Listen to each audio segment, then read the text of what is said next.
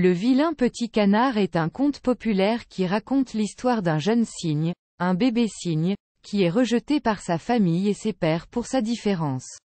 L'histoire suit le vilain petit canard alors qu'il lutte pour s'intégrer à ses frères et sœurs, qui sont tous des cygnes beaux et gracieux, alors qu'il reste maladroit et gauche.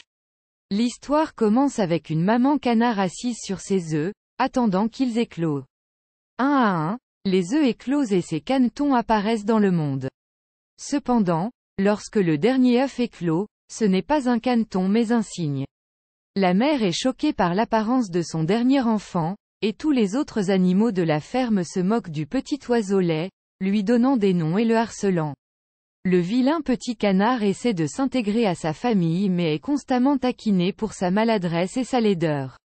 Il passe la plupart de son temps seul, se sentant triste et rejeté. Finalement, il quitte sa famille et part seul, espérant trouver un endroit où il pourra se sentir chez lui. Au fur et à mesure que le vilain petit canard voyage à travers la campagne, il rencontre d'autres animaux qui le rejettent également pour son apparence. Il est chassé par un chat domestique, attaqué par un groupe de corbeaux et même rejeté par un groupe de cygnes gracieux. Le jeune oiseau est dévasté par ces rejets, mais il continue son voyage, déterminé à trouver sa place dans le monde. Finalement, le vilain petit canard arrive au bord d'un magnifique lac, où il rencontre un groupe de cygnes. Au départ, il a peur de s'approcher d'eux, craignant qu'ils ne le rejettent également. Mais quand il voit son reflet dans l'eau, il est étonné de constater qu'il s'est transformé en un magnifique cygne lui-même. Il réalise qu'il n'a jamais été un vilain petit canard mais un cygne, et qu'il avait vécu parmi la mauvaise espèce tout ce temps. Les autres cygnes accueillent le jeune oiseau dans leur groupe, et il se sent enfin comme s'il avait trouvé l'endroit où il appartient vraiment.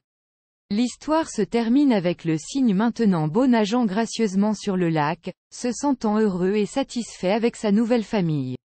Le vilain petit canard est une histoire classique de découverte de soi et de l'importance d'accepter les autres pour qui ils sont, quelle que soit leur différence.